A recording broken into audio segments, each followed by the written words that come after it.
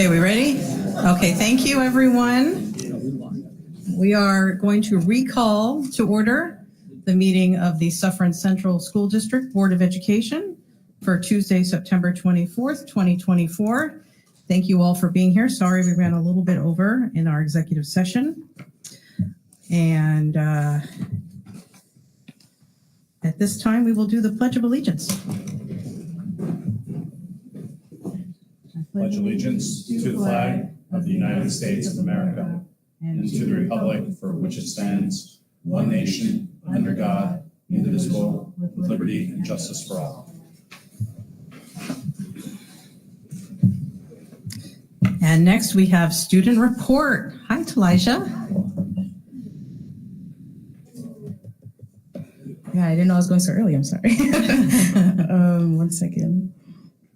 Hi, good afternoon. Oh, yeah. Good afternoon, everybody. Hope everybody had a good day.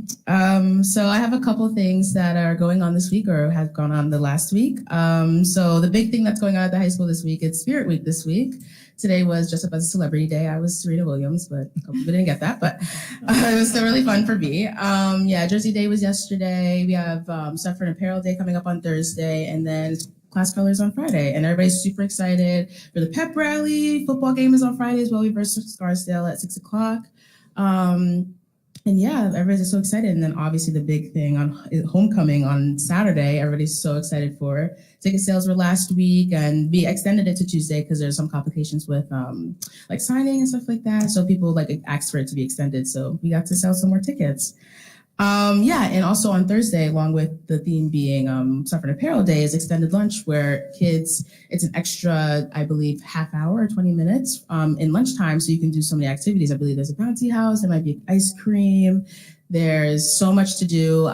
There's like music play, like I control like the music play, like kids pop music, you know, like to make everybody excited. There's so many snacks, which everybody's always running out of the school to get, like as soon as the bell rings for lunch. It's so funny, but I love it. It's like shows like the school spirit, I feel like. On Monday, September 30th is the senior parent night at 7 p.m. And it's an opportunity for parents of seniors to learn about college and like after high school actions such as jobs, college, and all that, et cetera, like the workplace and stuff like that. And then next Wednesday is the Club Expo. I personally am a part of a lot of clubs, more clubs than I can count, but it's a great opportunity for underclassmen to get involved in the school. There's so many clubs. Like I personally am a part of Operation Smile, which is to raise money for kids with cleft lip. I'm a part of Class of 2025. There's so many different clubs that can spark anybody's interest. If you're interested in something, I bet you there's a club for it. There's over 75 clubs, and you know, kids also have the opportunity to go to USO if they want to create a club. There's a requirement of 8 kids that need to be there that need to sign up for it for there to be established a club. And yeah, it's a great opportunity. People love the Club Expo. There's boards made. There's so many things that go on, and it's like a great opportunity. And it's during lunch, so you know, it's really promoted towards underclassmen since they're new to the school, and then you know, to get them more involved. On Saturday, October 5th, there's an SAT exam being offered at the high school. This is for kids who see both seniors, juniors, I think some sophomores, I think can take it as well, maybe, that can take the SAT that didn't take it before. I will be taking it. And then on Monday, October 7th is the financial aid night for parents to learn about financial aid and how that can benefit them for their kids and like all types of sectors, like for school lunch, for events. Like it's an opportunity for kids to learn. They're going to have a guest speaker talk about it and like all the opportunities that kids can have. And yeah, that's what I'm going to talk about. Yeah, everybody's so excited for this week. I'm excited for this week. It's my last homecoming, unfortunately, from growing up. But yeah, no, that's all. Thank you, guys. Thank you, Talijah. I hope you have a great homecoming. Go Mounties. All right, and now we are moving on to the minutes of the regular meeting from September 10th, 2024. Has everybody had a chance to look at the minutes? All right. Do I have a motion to approve the minutes? Motion. Mr. Frazier, second. Second. Mrs. Hodge, all in favor, signify by saying aye. Aye. Anyone opposed? Any abstentions? Okay. And now superintendent's comments. Thank you very much, Talijah. Thank you so much for the overview of the high school. Great job. Tomorrow, you and your classmates get to have the day off. So great job.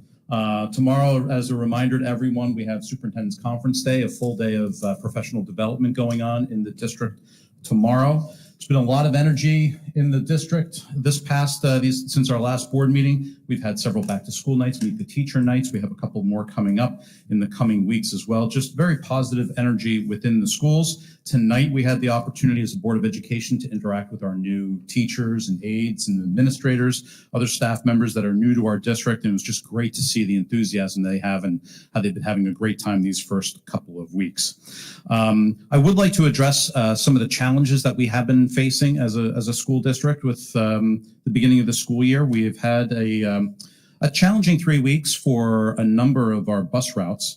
I'm happy to say that our transportation department has been working, and I'm not just saying this, tirelessly for the last 3 weeks to come up with solutions to address some of the complications we've been having, particularly on a few of the routes. Happy to say that our transportation department, along with Dr. Castellane, have been thinking creatively about solutions, and we've been able to identify some new drivers, also hire a couple of monitors to help out with some of the situations. And just today and yesterday, we've had some immediate results for bus routes like Bus Route 52 in the morning, 76 in the afternoon, 25 in Sloatsburg in the afternoon. So we're seeing some significant improvements there. Overall, the vast majority of our elementary school runs are running smoothly, but we recognize that there are, of course, tweaks that we can make along the way. So I encourage people when they're having issues with their child's transportation to reach out to the transportation office so that they can address it and move forward. I am going to turn over my comments to Ms. Lee Weber, who is going to talk a little bit about our work on the science of reading, particularly in the elementary schools this year. A lot of progress has been made, a lot of professional development. So, Ms. Weber, if you want to go ahead and provide the board with an overview on our progress, very much appreciate that. Sure. Thank you for giving me the opportunity to share really the exciting work that is taking place this year. So as a review, I'm going to hit on a couple of things that I talked about last year, but just to kind of give the big picture. In K-5, we're looking at several literacy resources. This is our second full year using UFly, which is a systematic phonics and phonemic awareness program in K2. Our first year using the Syntax Project, which is a program out of Australia for writing and grammar in K2. And then our big change is using the CKLA knowledge building curriculum, which includes fiction and nonfiction in K5. And in 3-5, the units themselves incorporate word study, morphology, and writing. I have a graphic there of what's called Scarborough's rope, which kind of encapsulates the science of reading and looks at it in two strands, the language comprehension, which in this depiction is at the top portion, and the bottom portion is word recognition, and how those two come together to really provide a full literacy experience for students. And so I'm going to start with a few examples of phonics and phonemic awareness. All of these pictures and videos were taken since school started this year. In the top picture here, we see Katie Jewett, who's a special educator at RP Connor, and she's working with a student. You'll see there's a tray in front of the student that has like sand in it. So he's taking a gross motor skill multisensory approach. She'll provide a word and he spells it out on the tray. In this case, the word was the, and this student in particular was having a little trouble pronouncing the word the. And so you can see she's pointing to her mouth to show him exactly where her tongue goes, where her mouth goes. And those are called the articulatory gestures, which is like a fine motor skill of how you use your mouth to make the sounds. And that's part of what phonemic awareness is, to make that connection of when I move my mouth different ways, different sounds come out. In the bottom picture, we see Ms. Fernandez's second grade dual language class at Sloatsburg, where they are working in the syllables in Spanish. So Spanish is a syllabic language. And so you see, if you could see the writing, you would see that there's a line for each syllable and the kids write out the word. So like Luna, which is the word for moon, is Lu, L-U, and then Na. N A. And so if you can see it closely, you would see that. And then I have a couple of videos to share. The first one is from Stephanie Rodriguez's class. She is third grade transitional bilingual at Montebello. And she points out the audio is a little soft on this one, but she's pointing out that the double O in the word good, in this case it was for good morning, has a different sound. So the double O can have the oo sound and it can also have the sound. And so she makes that distinction here. So which phonics pattern spells the O sound, lady? Double O sometimes spells O.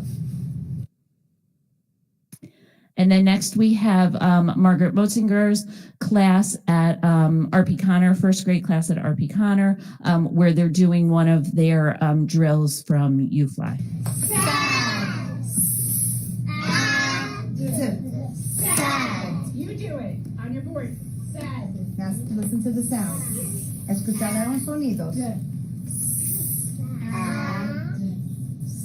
Good. What says There you go. And so here we see that connection of the sound, the articulatory gesture, and the spelling of the word.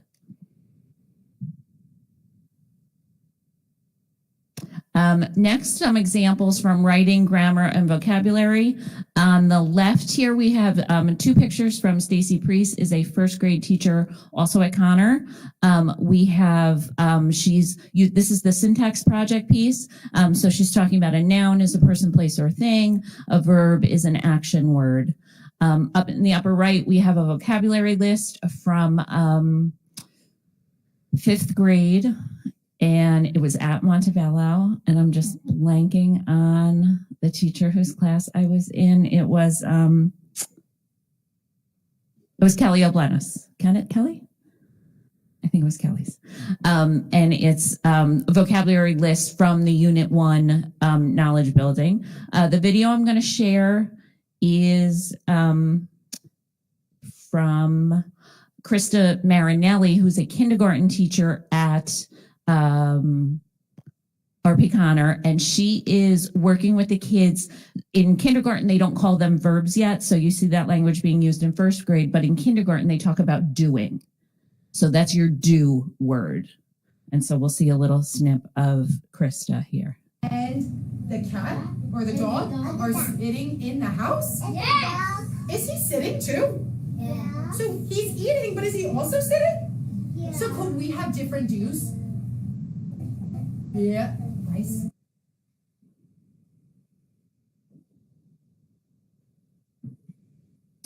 Part of the CKLA curriculum is around decorating bulletin boards for the unit. This is an example from Rachel Stolkop's class. This is third grade at Montebello. This is a focus wall for Unit 1, which is around classic tales.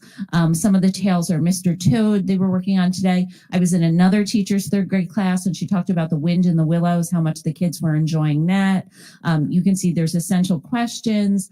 Over on the right, there are some, aspects of fiction that are typical: narration, setting, dialogue. The kids were learning today also the difference between dialogue and description or narration. They were learning the difference between dialogue and narration. And so this is kind of an anchoring spot for the kids in each unit. The first unit, CKLA knowledge building, does include fiction and nonfiction. The first unit in each grade is a literary unit, and then they move into some more nonfiction units later in the year. So since we're only in September, those are the only examples I have for you so far. This was fourth grade, and this is a combination of both Christine Keir's class and Nicole Leone's class.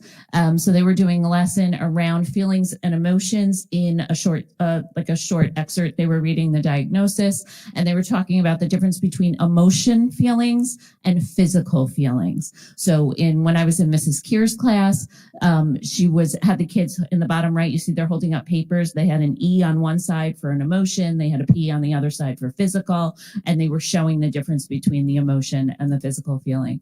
In the top right, in Nicole's class, the students were literally finding the word that they were looking for, the description of the word they were looking for with their finger, put your finger on it, leading up to citing evidence, to specific evidence from the text they're reading.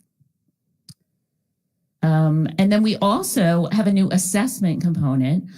We have M-Class, which is based on Dibble's 8, which is kind of the most frequently used assessment system across the country that supports the science of reading and this whole emphasis on phonics and phonemic awareness leading up to reading and eventually comprehension. So we have M-Class. Is our English version, and M-Class Lectura is the version we use in our dual language classes, which does the same thing for the Spanish language as M-Class does for English. So the kids who are in the dual language programs will have the opportunity to be assessed in both languages, so we can follow their growth in both languages. We had that training last week and this week, and today's M-Class Lectura training was not just teaching helping the teachers to use the program, but it was also the whole session was taught in Spanish. So that was a really exciting opportunity for our teachers. Other professional development we had last week, we had Language Studio, which is the ENL component of CKLA, which it gives the English as a new language teachers the opportunity to preview the vocabulary coming up in a unit with the students and to then review it afterwards. Next week, middle of October, we will have CKLA and Camino's Strengthen training. Forgive my typo there. That training is we've had an introductory training. This is now that the teachers have a couple weeks under their belt, this is training that will help push them a little farther, making sure we're really using the program the best way we can. You always want to give the teachers a little time to settle in. They ask a lot better questions once they've been given the opportunity to work with it. And then we're also working, we'll be having instructional coaches come in. We have our own literacy coach who's supporting a lot of this work in K2. And then we'll have instructional coaches coming in from the Amplify CKLA company, will come in later in the year. One other note on professional development, while this presentation was largely around the changes we've made at K5. Tomorrow, I'm really excited that Dr. Molly Ness, who worked with us the last 2 years in K5, she's coming to the conference day tomorrow to work with the middle school ELA teachers and literacy specialists to help us to continue that work up into the middle school to help improve students' reading comprehension. So that's an exciting opportunity tomorrow. And that's it. Any questions? Lee, I do have a question. My question goes back to our dyslexic kids. I understand Molly Ness is coming in. What else do we have going on with her and our students? So Molly's really, at this point at the elementary level, she's like a consultant for us. She's not delivering direct PD just because there's a limited amount of time that the teachers have. And so right now we're really focused on doing the best we can with this new resource that we have, CKLA. However, M-Class, I neglected to mention, so thank you for reminding me. M-Class also has a dyslexia screener. It's a universal screener. So as we're giving this assessment, one of the things it will indicate to us is if we need to follow up with certain students who are... We'll be able to identify it? Yes, it'll help identify students. It doesn't identify them, but it tells us who we need to follow up and do further assessment on.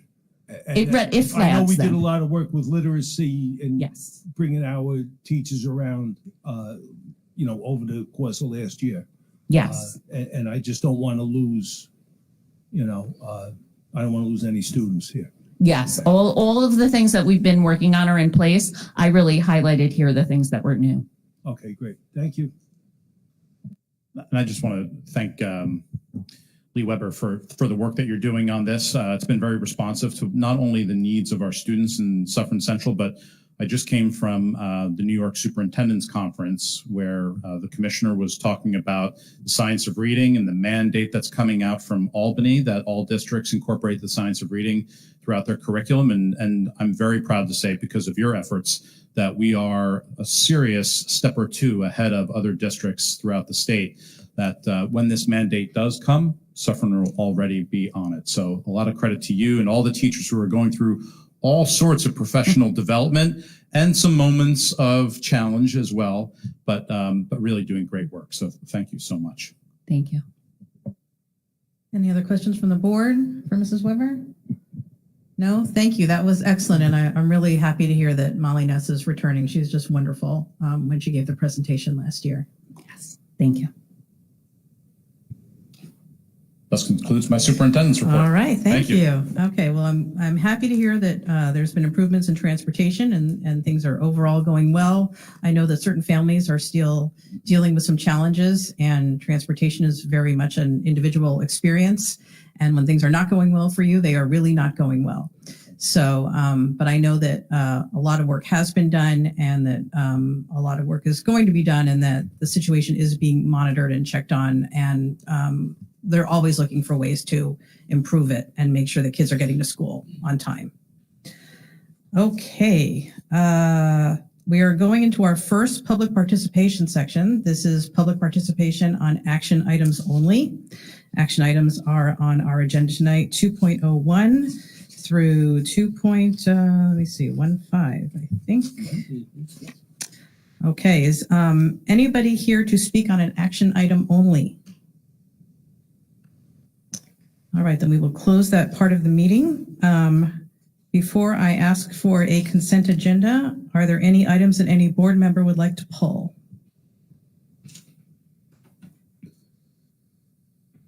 Okay, very well. Excuse me, I'm going to pull 2.12, please. 2.12.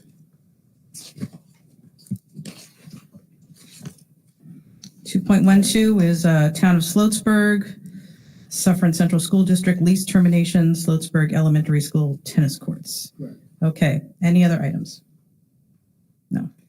Okay, in that case, I would ask for a motion to approve items 2.01 through 2.11 and 2.13 through 2.15. Do I have a motion? Motion. Second? Second. Thank you, Mr. Shapiro and Mr. Kern. All in favor signify by saying aye. Aye. Anyone opposed? Any abstentions? Okay, 2.12. This goes back to tennis courts. Do I have a motion? Mr. Shapiro, second. Second. Mr. Kern, any discussion? Yeah, I just want to, I think I have a conflict here, so I just don't want to vote on it. And I'm going to exempt myself from a vote on this. Okay, Same for Mr. Frazier as well. okay. Anybody else? Anybody have any questions about it? No? Okay, all in favor signify by saying aye. Aye. Aye. Anyone opposed? And any abstentions? Okay, Mr. Donnelly and Mr. Frazier. Thank you. Okay, board member comments. Anybody have any comments tonight? Mr. Shapiro. I'll keep it short. They know what I'm talking about. So, I just want to say that meeting with the new staff members earlier this evening was really a treat. It's great to see some new faces, and as a board, we all welcome them, and we wish them lots of luck. And we told them how fortunate they were to be working now at the Suffern Central School District, and I think they really appreciated being here, and I'm sure that by the end of the year, they will know how lucky they are to be working here. Thank you. Thank you. Anybody else? No? Okay, well, I think the feelings are mutual. They're fortunate to be here. We're fortunate to have them.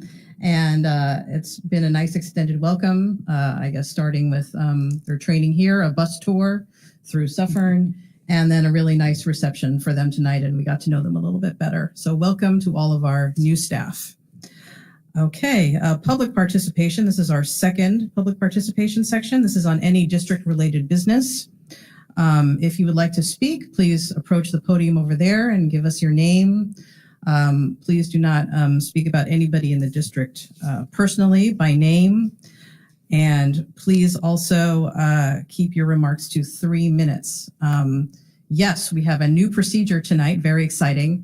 After you speak, Heather Campbell, our clerk, is keeping a list of all the speakers. So we would just like you to provide your name, helps us with record keeping. And also if you would like follow-up, it's always helpful to provide an email, a text, however you would like to be contacted, because often whatever you're speaking about, there is some follow-up. All right, is there anybody here who would like to speak? Yes.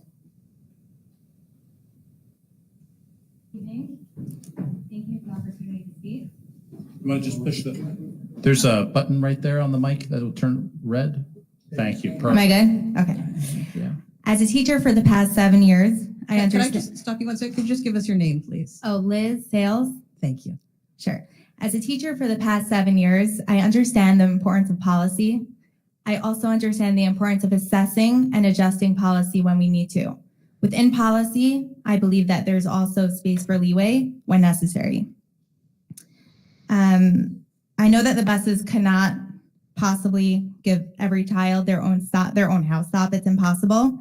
But I believe that there are certain instances that that's the only safe option.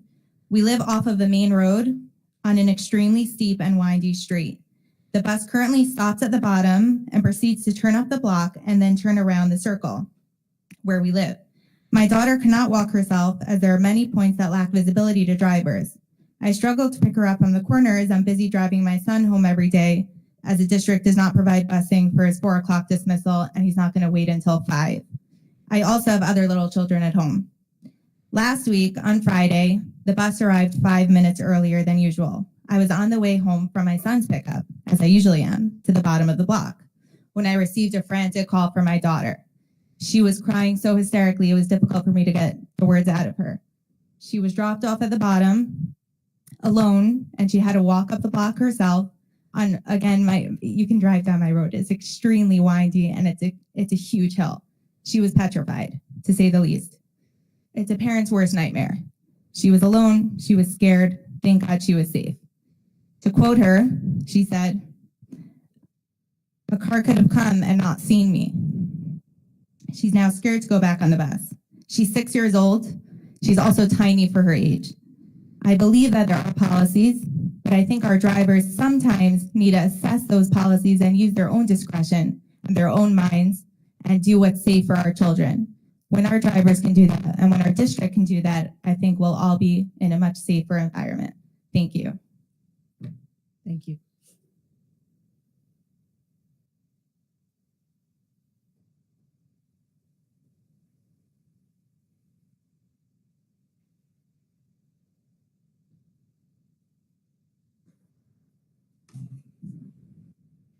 Are there any other speakers tonight? Yes, ma'am.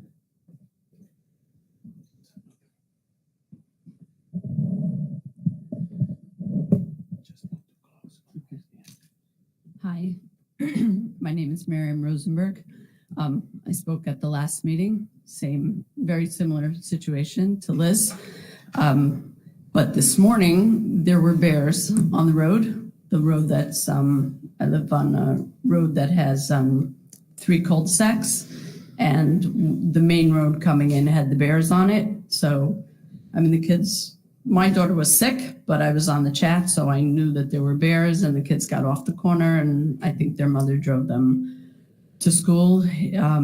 Happens to be, we still go down. The oldest is 10 years old, or I go down when my daughter is on the bus, but those kids were on the corner, and the bus could come up and turn around, and it just, I think it's time to, like Liz said, to revisit the policy, because there's nothing unsafe in a cul-de-sac. It isn't. It's way more safe than other stops that I've seen driving around Suffern. Stopping on 202 is less safe, even though I followed one bus and I saw it then turn down a road 3 houses down from where it had dropped a kid off. And the kid got off, on 202 in front of their house, even though the bus did turn down a road that was 3 houses down a side road. So clearly, sometimes you do get a house stop and sometimes you don't. So I do appreciate, though, that my separate new issue, my daughter's school, the bus had been coming 25 minutes late. Now it's only coming 12 minutes late to pick up. So I appreciate anyone who was involved in making that change and making that happen. And I appreciate all the work that you do on transportation. And if there's a way to meet with someone or figure out how to work on this policy in a way that makes sense, without necessarily, giving house stops where we don't want to. But there are times where, like Liz said, it just makes sense. Thank you for your time. Thank you.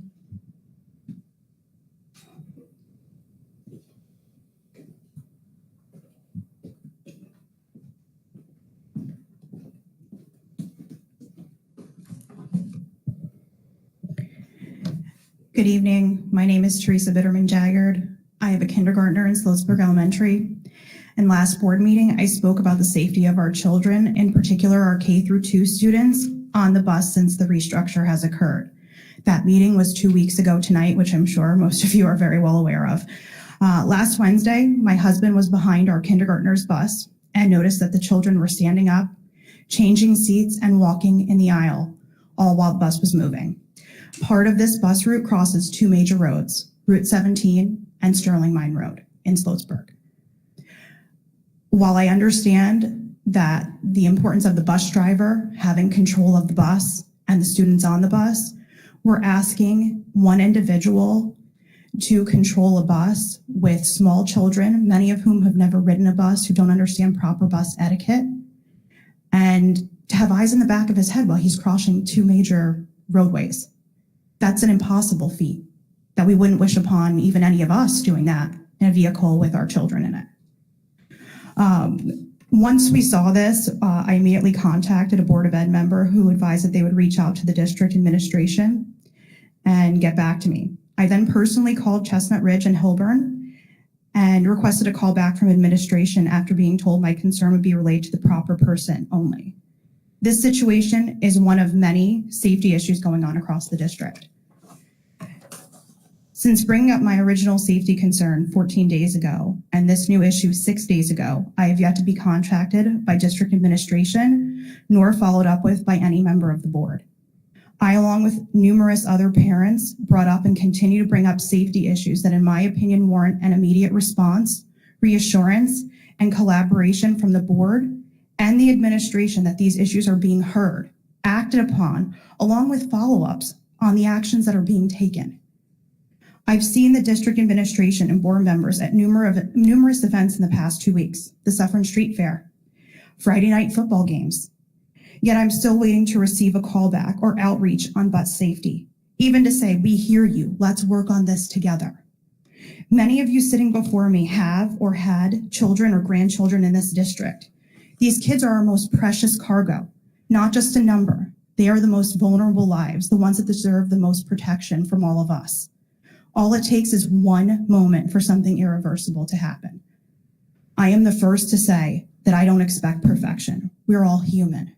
What I do expect is what I like to call facts: follow through, accountability, communication, collaboration, transparency, and solutions. And we can do all of that together. And I ask the board to please put yourself in the shoes of the parents, of the ones that are putting their small children on the bus. Would you be okay with this? Would you be okay with the response that we're receiving? Thank you. Thank you.